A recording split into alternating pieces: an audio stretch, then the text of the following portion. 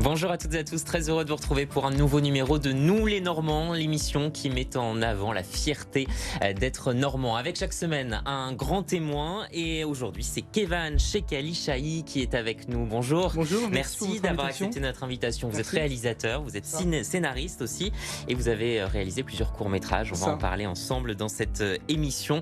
À mes côtés également deux chroniqueurs pour m'accompagner et nous vanter les atouts de la Normandie. Dominique Krovskov, bonjour. Bonjour Bastien. De quoi allez-vous nous parler aujourd'hui? On va parler du vin. Un producteur, un vigneron du Saumur, la région de Saumur, va parier sur le Pays d'Auge. Il a tout quitté pour parier sur le Pays d'Auge. On va découvrir ça dans un instant avec vous. Et puis Gauthier Le Nôtre, bonjour Gauthier. Bonjour Bastien. Vous allez nous parler d'une personnalité comme chaque semaine. Oui, tout à fait. Nous avons Kevan Chekali-Chahi qui est cinéaste. Je vais vous parler d'une comédienne et actrice de cinéma, pionnière du cinéma français, Madeleine Barjac. On reste donc dans le thème du cinéma. Nous les Normands, c'est parti.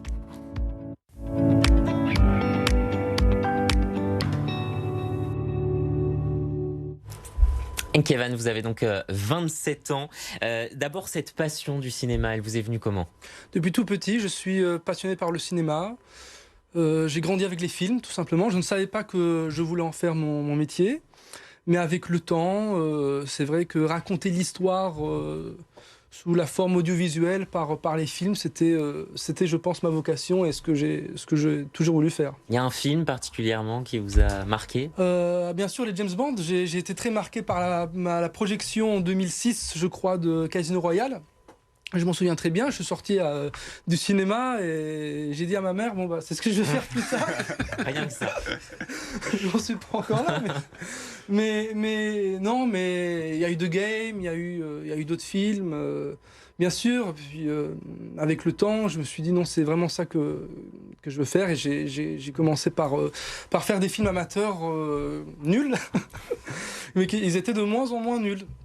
Et jusqu'à commencer là professionnellement en 2016 et faire des films donc, qui sont allés en festival et tout ça. Et James Bond, je crois que d'ailleurs c'est encore un univers qui vous inspire aujourd'hui, on va en parler tout à l'heure. Vous avez donc réalisé plusieurs courts-métrages, trois en l'occurrence, notamment Divertimento. Je voudrais que nous en parliez parce que c'est le court-métrage dont on a peut-être le plus parlé. C'est ça, tout à fait. Oui, parce qu'il a fait 68 festivals. Et il a remporté 53 prix, donc Philadelphie, Los Angeles, Malibu, Richmond.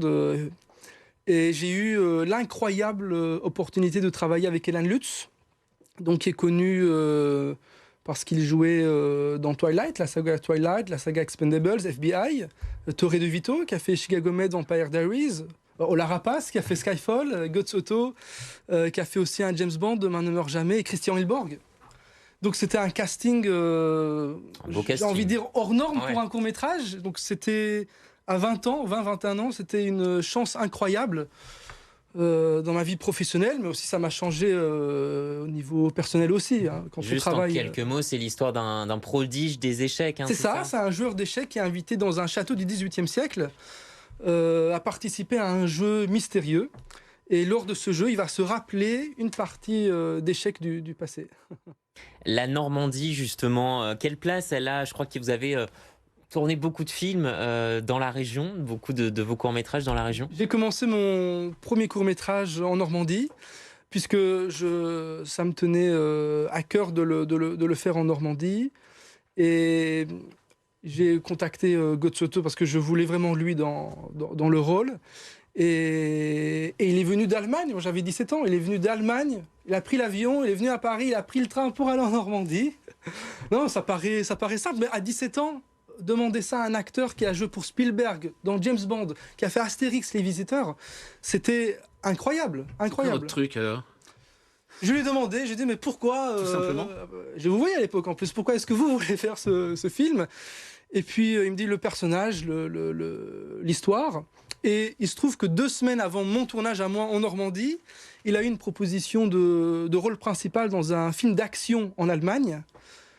Et il le refuse pour faire mon film à moi. Et je lui dis, mais pourquoi? Je comprends pas. Ce qu'on appelle la chance. Et peut-être, sûrement, vous avez raison. Et il me dit, bon, si je refusais, comment je peux me voir dans le miroir? Et ça, c'est quelque chose qui n'arrive jamais. Un grand, quoi. Oui, c'est un grand, ouais, tout à fait. Ouais. L'inspiration, en tout cas. Ouais, tout à fait, effectivement. Ouais. C'est compliqué d'être réalisateur à votre âge, à votre jeune âge? Tout est compliqué, j'ai envie de dire. Bah, c'est compliqué et pas compliqué à la fois. Oui, bien sûr que c'est compliqué de convaincre des acteurs qui ont ce bagage-là, cette expérience-là. C'est jamais simple. Parce que quand on le raconte comme ça paraît simple. Mais bien sûr que c'est compliqué. Mais après, il y a l'envie, la passion, l'énergie qui prennent le dessus des complications et des challenges. Un court-métrage, évidemment, ça demande plusieurs mois de travail. C'est un travail au long cours. Tout à fait. Comment ça se passe justement entre l'idée initiale et ce qui se réalise sur le tournage? Bah, l'idée, ça prend plusieurs mois pour l'écrire, pour faire un scénario, plusieurs versions, et ensuite de trouver les décors, convaincre les acteurs, constituer une équipe. Même si j'avais déjà mon équipe pour mon dernier court-métrage, les temps de préparation, oui, ça prend plus d'un an, oui, minimum. Et justement, tu es très jeune, Keivan, tu nous as dit que tu as commencé à peine 18 ans. Comment des acteurs de dimension internationale viennent te voir, te font confiance et acceptent de recevoir des ordres d'un genou comme toi, si je puis dire? Je donne pas d'ordre. De suivre des directives de ton dessin, quoi. Bah, c'est à eux qu'il faut demander, hein, j'ai envie de dire. Mais moi, je me posais la question, pourquoi et ils me disent non, c'est vraiment le scénario, le personnage. Je pense que puis tourner en décor réel aussi, c'était une chance pour eux qui sont habitués à des immenses studios, mais avec fond vert, tout ça, notamment dans les séries. Mais je pense que c'est l'histoire, raconter une histoire dont ils n'ont pas eu l'occasion de raconter, un type d'histoire, un type de film. Et peut-être la curiosité de travailler avec moi, je sais pas. Comment ça prend ce métier? Parce que vous êtes autodidacte quelque part? Oui, moi j'ai appris. Pas d'école de cinéma? Alors j'ai fait l'université, mais on m'a pas appris à faire un film là-bas. Ça reste un métier c'est très passionnant, l'université. J'ai commencé avec la caméra, caméscope de ma maman, qui était rouge bordeaux. Et voilà, au fil des années, une plus grosse, jusqu'à avoir la plus grande possible. Voilà. Étape par étape, marche par marche. C'est comme ça qu'on avance. Et on va en parler encore tout à l'heure avec vous, notamment de vos liens avec la Normandie. D'abord, on va rester dans l'univers du cinéma avec vous, Gauthier. Vous allez nous présenter une femme du cinéma à la belle époque. Voilà, tout à fait. Il s'agit de Madeleine Barjac. Madeleine Barjac est née à Villers-sur-Mer, donc non loin d'où tu as grandi, Keivan, en 1883. Elle a eu directement des prédispositions naturelles pour la vie théâtrale, la vie cinématographique. Et elle a été repérée par Sarah Bernard, qui est l'icône du 19e siècle, que tu connais très bien. Et c'est elle qui a permis à notre Normand de partir à Paris, conquérir les plus belles planches parisiennes. Alors présentez-nous sa carrière en quelques mots. Alors carrière en deux temps. Premièrement, le théâtre, 30 pièces de théâtre tout au long de sa vie, sur les plus belles planches, je le disais. Je peux vous citer le Théâtre National de l'Odéon, le Théâtre des Bouffes parisiens, mais également la Comédie Française, dont elle fut membre durant de nombreuses années, de 1918 à 1938, ce qui prouve très bien que c'était une actrice qui était capable de polyvalence, de s'adapter à tous les sujets sur les planches parisiennes. Ensuite, il y a eu forcément la vie cinématographique. Là, tout a commencé au début des années 1900, puisque premier film tourné en France dans l'histoire, Frères Lumière, quelle année? Pour pas demander au... Keivan, attention. 1896, peut-être. Et très bien, 1895, à Lyon, la sortie d'usine. Donc nous sommes au balbutiement du cinéma, et notre Normande a fait partie des pionnières du cinéma français, notamment dans les films muets en noir et blanc, avec quelques œuvres notoires. Et ben justement, quelles sont les œuvres qui l'ont rendu célèbre? Il y en a 9, mais je vais vous en citer 3. Premier film, ce fut le Falstaff, réalisé par Henri Desfontaines, là aussi qui était un pionnier du cinéma français. Cette histoire, elle raconte qu'un jour, au mariage de Miss Anna Page, Sir John Falstaff remarque que Maîtresse Page et Maîtresse Ford possèdent des moyens financiers conséquents. Et là, ce fut une aubaine pour Falstaff, qui est menacé par un propriétaire de l'auberge. Pour ses dettes, il s'est mis à convoiter la fortune de ces dames et à entretenir une relation assez bien troublante par lettre. Ça, c'était le premier film, je ne serai pas plus long, Bastien. Mais le Falstaff a fait connaître notre Normande pour la raison suivante, que c'est la première adaptation cinématographique française d'une œuvre de Shakespeare. Toujours en 1911, deuxième film, La Mégère apprivoisée, toujours réalisé par Desfontaines. C'est une comédie dramatique adaptée d'une œuvre de Shakespeare, encore une fois, et qui est un film muet en noir et blanc. Le dernier, 1926, Le Criminel, qui a fait véritablement entrer Madeleine Barjac dans l'histoire, dans la postérité, un héritage qui vit encore aujourd'hui. Oui, on en parle justement encore aujourd'hui. On en parle encore aujourd'hui, alors c'est quand même un sujet un peu à niche. Hein. Il faut sortir les vieux bouquins, les vieilles bobines, pour revoir Madeleine Barjac jouer, mais en tout cas, le Falstaff, Le Criminel, ce sont des œuvres qui sont réinterprétées régulièrement en France et en Europe. Elle vous parle, cette histoire, Keivan ? Non, je viens de la découvrir. Mais ça reste l'univers que vous pratiquez et on voit qu'il y a beaucoup de Normands qui participent à faire vivre cet univers. On va reparler de vous, de votre lien avec la Normandie. Vous vivez à Touques, dans le Calvados. Pourquoi ? Parce que j'ai grandi là-bas, entre région parisienne et Touques. Et j'y vis toujours, grande partie de l'année. Ouais, c'est une ville qui vous plaît ? Oui, bien sûr. Ouais, le cadre est très agréable. J'ai beaucoup d'amis là-bas. Vous n'êtes pas loin des stars aussi, au moment du festival de Deauville. C'est une belle remarque, c'est vrai. Que vous y allez chaque année ? J'y vais chaque année, oui, c'est vrai. Oui, j'y vais chaque année. Le festival de Deauville que j'aime beaucoup d'ailleurs. Ouais. C'est un des plus beaux festivals pour moi en France et dans le monde. Ouais, tout à fait, tout à fait. Ouais. Et ça permet pour vous peut-être de nouer des liens, de rencontrer... Oui, parfois, oui. Les gens sont ouverts, aiment apprécier la discussion. Tout à fait, oui, bien sûr. On vous a demandé vos souvenirs, notamment familiaux. Vous nous avez parlé de votre premier jour de tournage en Normandie avec votre famille. C'était où ? C'est vrai, mon premier jour de tournage, c'était avec Guts. Donc j'ai tourné le film sur la plage de Deauville. Et donc oui, il y avait sur la plage Guts, toute l'équipe. Et c'était incroyable de tourner si tôt sur la plage et personne ne se trouvait sur le décor. Toute la plage, vous imaginez la plage de Deauville, comment elle est grande ? Ça rappelle un film, ça. Hein. Déserte. Ça rappelle un film, c'est vrai. Et c'était pour nous, c'était une chance vraiment incroyable. Quoi. Tout à fait. Et ça vous a marqué ? Ça m'a bien marqué. Et il y a eu donc d'autres tournages ensuite en Normandie, toujours ? Alors le deuxième, on l'a tourné aux abords de la Seine, dans les rives de la Seine, donc dans le parc des Boucles. Oui. Et on a eu des images magnifiques, somptueuses, notamment en drone sur la Seine, avec Matt Passmore, donc acteur australien, qui était venu de Los Angeles pour faire ce film. Le scénario était de 5 pages. Et on me disait, mais 5 pages, personne ne va venir des États-Unis pour tourner un truc de 5 pages en 2 jours. Et finalement, il est venu et on a eu un film de 13 minutes absolument somptueux. Parmi les lieux normands qui vous inspirent, vous nous avez parlé des haras de chevaux et des plages du débarquement aussi. C'est vrai. Alors c'est vrai que j'aime beaucoup les chevaux. J'en fais pas. Mais j'aime ce type de décor. J'aime beaucoup les plages de débarquement aussi. Tout à fait, ouais. C'est de très beaux décors. Pourquoi justement les plages ? Je suis très mer et je trouve que visuellement c'est très beau, l'étendue des plages, des vagues, l'horizon qu'on voit. Visuellement c'est intéressant. Vous savez, chaque réalisateur a des éléments. Moi j'aime les plages et les mallettes. C'est vrai que la Normandie a toujours été une terre de cinéma.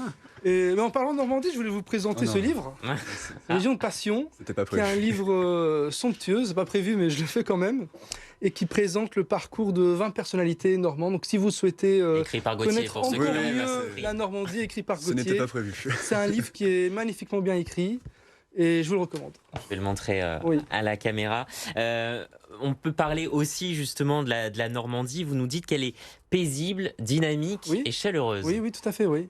Oui, je pense qu'elle est... Moi qui partage avec la région parisienne, elle est paisible, en effet, je peux vous l'accorder. Elle est très dynamique, chaleureuse, parce que certains disent que il pleut, la météo, mais moi je trouve pas. Je trouve qu'il fait très agréable, il fait très bon vivre et qu'on y mange très bien. Justement, on y mange très bien. Vous avez une passion pour les fromages, il paraît. C'est vrai, j'aime beaucoup les fromages. Tout type de fromage, c'est vrai. Le Pont-l'Évêque, Camembert, Livaro, Brie-à-Savarin, tout type de fromage. Donc la Normandie, vous allez y rester ? Oui, bien sûr, je vais y rester. Il n'y a pas d'intention d'aller vivre à Paris à temps plein ? À temps plein, non, bien sûr, non, je reste en Normandie, quoi qu'il arrive, oui. Je voulais revenir simplement sur la terre de cinéma qu'on a abordée très brièvement. Pourquoi tous ces réalisateurs comme vos aînés sont fascinés par cette Normandie ? Mais je pense qu'il y a à la fois l'histoire, et l'histoire anciennes comme plus récentes. On parlait des plages du débarquement. Et en même temps, la géographie s'y prête, tout simplement, parce qu'on a une diversité des paysages, les falaises, les forêts, les plages, les villages, les plus grandes villes. Et je pense que cette diversité des paysages parle au réalisateur, tout simplement. Proximité aussi avec Paris. De Paris, ouais. Aussi, oui, tout à fait, pour la logistique des acteurs, tout ça, de l'équipe, bien sûr aussi. Il y a un pôle, notamment Normandie Images, qui coordonne les tournages en Normandie et qui fait effectivement un gros travail avec la région pour accueillir ces tournages sur notre territoire. Cette émission, Nous les Normands, c'est aussi la vôtre. On souhaite aussi connaître bien vos coups de cœur à vous, après ceux de nos invités, vos Madeleines de Proust, finalement, de la Normandie. On va écouter ce graphiste retraité qui vit à Genêt dans la Manche, et puis on se retrouve juste après. Ce qui est chouette, c'est les gens déjà, leur pudeur et aussi leur exigence, et malgré le côté normand qui existe, hein. C'est-à-dire que les Normands, on va pas revenir là-dessus, on sait ce qu'on en dit. Il y a beaucoup de pages comme on dit, l'encyclopédie universelle là, qui décrivent les Normands comme des gens un peu froussards, un peu pas clairs, un peu pas francs et tout ça. Mais ça, c'est partout pareil. Il y en a au Pérou et au Cap aussi. Hein. C'est pas comme ça que ça marche. Non, ce qui est intéressant du Normand, c'est qu'il est pas démonstratif. Il n'a pas beaucoup d'amis, mais quand il les a, il les a. Alors, c'est une bonne définition. J'aurais dû taiseux. On l'entend parfois, taiseux. Et comme cet homme, n'hésitez pas à nous envoyer aussi vos coups de cœur, ce que la Normandie vous inspire. Rien de plus simple, il suffit de prendre l'appareil photo de votre téléphone, de flasher le QR code qui s'affiche actuellement à l'écran. Vous pouvez aussi nous écrire par mail, rédaction@bfmnormandie.fr, ou sur notre ligne WhatsApp, le 06 10 82 63 27. On attend vos messages en écrit ou en vidéo, et on les diffusera dans cette émission. Émission que l'on poursuit tout de suite avec vous, Dominique. Vous allez nous parler d'un lieu, d'un viticulteur en l'occurrence cette semaine, qui est parti de Saumur pour parier sur le vin du Calvados. Oui, tout à fait. Alors, on ne va pas dans la Napa Valley, peut-être que vous connaissez, puisque vous allez souvent aux États-Unis. Mais on va aller dans notre Napa du Pays d'Auge, si je puis dire, où il y a quelques kilomètres de Lisieux. C'est là que je vous emmène, chez les viticulteurs Sébastien Fricker et Claire de Meyer. Ils sont installés précisément à Marolles, au sein du Pays d'Auge. Et en fait, nous sommes précisément pour ceux qui connaissent bien, entre les villages de Courtonne-la-Baudraque et Cordebugle. Et ce sont des reliefs assez accidentés. On se trouverait presque, j'ai envie de dire, dans les Pays de Loire ou dans le Var, quand vous voyez des images. Et nous sommes au domaine des déserts. Alors justement, quelles sont les caractéristiques de ce domaine viticole, et qu'espère finalement ce couple avec ce vignoble? C'est un gros pari, il faut bien le dire. Le couple a acquis Marolles en 2021. Et les terrains étaient complètement en friche, donc ils ont un boulot très, très dense à réaliser. Alors la terre était elle est toujours argilo-calcaire bien évidemment, donc très important pour la vigne, avec un terrain exposé plein sud. Sur le domaine, il y a 30 à 40 cm de terre végétale. Pour les spécialistes, c'est important, avec du calcaire en dessous, et de plus, le sol a une bonne qualité organique. Voilà, pour faire du bon vin. Non, mais il y a tout ce qu'il faut en Normandie. Et il y avait ici encore peu de temps un grand verger de pommiers, ça c'est normal, des moutons, et Sébastien a donc décompacté le sol. Il a aussi aéré tout cela, il a laissé respirer le terrain pendant un an, hein, c'est vraiment du travail d'orfèvre, avant de planter ces fameux pieds de vigne, et il a attendu. Et ensuite, Sébastien, avant d'arriver quand même en Normandie, on y vient, il avait passé 8 ans dans le Saumurois, à la tête d'un vignoble de 86 hectares, c'est quand même pas n'importe quoi, et d'une entreprise de plus de 50 salariés, donc il est reparti, on peut le dire, quasiment à zéro, et il fait donc le pari de la Normandie pour faire du vin. Alors évidemment, dans l'imaginaire collectif, ça reste encore les balbutiements, le vin en Normandie. Mais notre homme apprécie, on l'a bien compris, les défis. Il pense que cette région a tout à créer en matière de vignoble. Il pense aussi que dans 1 ou 2 générations, le réchauffement climatique causera dans le Saumurois des problèmes, comme c'est déjà le cas dans le sud, mais qu'en Normandie, finalement, ce sera devenu un bon vignoble. C'est un pari. Les premières vendanges ont eu lieu? Oui, alors Sébastien Fricker et sa compagne Claire de Meyer ont organisé leur première vendange. C'était fin septembre dernier. Ils ont cueilli un raisin, alors dit-on, goûtu, aromatique, mais aussi avec une bonne acidité et un bon pH. Ça, ce sont des spécialistes qui parle. Sébastien a commencé avec ses vendanges avec 4,5 hectares, de quoi produire entre 12 000 et 14 000 bouteilles de chardonnay, chenin, cabernet franc et cabernet sauvignon. Mais il vise d'ici 5 ans, il vise à avoir 8 à 10 hectares en exploitation. Et on imagine que ce couple a forcément des projets, que ce soit à court ou à moyen évidemment. terme. Alors, un bâtiment de production va voir le jour dans quelques mois sur les terres pentues du domaine. Le dénivelé, c'est important justement parce que pour limiter le pompage d'eau. Donc, à la clé, le couple souhaite faire des économies d'énergie et avoir moins de contact, enfin, le vin aura moins de contact avec l'oxygène. Et Sébastien Fricker, a un projet à 2,5 millions d'euros. C'est pas n'importe quoi tout de même.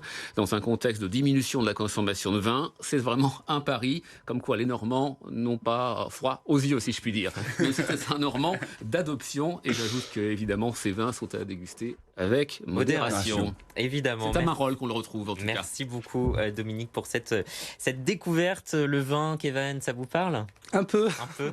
Avec du fromage, non? Fromage, oui, plus que le vin, le fromage. Ça va bien ensemble. Allez, on va terminer cette émission avec notre rubrique Question pour un Normand.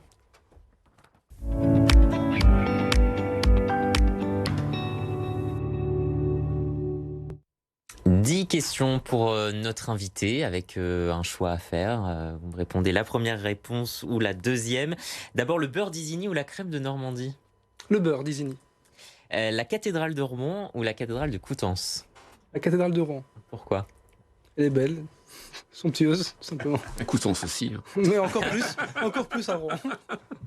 La cité de la mer de Cherbourg ou le musée maritime de Rouen? Musée maritime de Rouen. Les plages du débarquement ou les falaises d'Étretat? J'ai une petite idée. Les plages du débarquement. Les cabines de plage de Deauville ou celles de Saint-Valery-en-Caux? Deauville. Pourquoi? C'est proche de chez moi. Et le nom des stars, en plus. En plus. Peut-être le vôtre un jour? J'ai pas cette prétention-là, mais dans très longtemps, peut-être. C'est un lieu inspirant, en tout cas, pour le cinéaste que vous êtes. Le parc naturel régional Normandie-Maine ou celui des Marais du Cotentin? Normandie-Maine. Normandie-Maine. Le festival Jazz sous les pommiers à Coutances ou Rock in Évreux? Le festival à Coutances. Pourquoi? Le jazz, c'est... J'aime bien le jazz. Le mémorial de Caen ou celui de Falaise? Celui de Caen. Le carnaval de Granville ou la foire Saint-Romain à Rouen? Le carnaval de Granville. Vous êtes déjà... Oui, et j'ai des amis à Granville. Ah. Vous être plutôt un Normand maritime ou un Normand terrien? Ah, les deux. Alors, je suis plus maritime. Visuellement, dans un film, j'aime tout ce qui est la mer, l'eau, mais les deux. Toute la Normandie est belle. Donc, je peux pas choisir. C'est complémentaire? C'est complémentaire. C'est quoi vos futurs projets? Un long métrage. A Divertimento va être projeté par le club James Bond France. Et donc, il y aura plusieurs projections. Je ne sais pas encore où ça va être fixé. Et un long métrage. C'est déjà le scénario, vous avez un déjà film de suspense, un thriller. Oui, le scénario est en cours de finalisation. Et on croise les doigts. En fait, l'action vous passionne, hein? L'action, oui. Cinéma américain, j'ai bien compris. Bah, français aussi. Tous les types de cinéma. Oui, tout à fait. Ouais. Il y aura du James Bond dedans? Ah, des acteurs de James Bond, sûrement. Quel est le prochain James Bond, d'ailleurs, l'acteur? Ah, je ne sais pas. Ah, Je ne suis pas attaché au projet. C'est un scoop que je vous fais. C'est vrai qu'on cherche toujours. C'est vrai qu'on cherche. Je tiens vraiment à dire, parce que effectivement, Kevin, tu as reçu des prix partout dans le monde, oui. mais ce qu'il ne dit pas, parce qu'il est très modeste, c'est que la critique est très élogieuse à son égard, et c'est un vrai ambassadeur de la Normandie, et c'est une vraie chance pour nous de t'avoir ici, parce que tu as un agenda qui est très chargé, et on te souhaite en tout cas, toute l'équipe, bon courage pour la suite. Merci, c'est gentil. Merci pour l'invitation. Cinéaste préféré normand? C'est la colle. Non, cinéaste préféré, je dirais Christopher Nolan et David Fincher. Et Alfred Hitchcock. Français? Français, j'aime beaucoup Ozon, bien sûr. J'aime beaucoup Ozon. Il y en a beaucoup, des bons cinéastes. Merci beaucoup, Kevin, d'avoir été notre invité sur BFM Normandie. Et merci Dominique et Gauthier de m'avoir accompagné dans cette émission. Émission que vous pouvez évidemment retrouver en replay sur notre application BFM Normandie. Et on se retrouve très vite pour un nouveau numéro de Nous les Normands. Restez avec nous.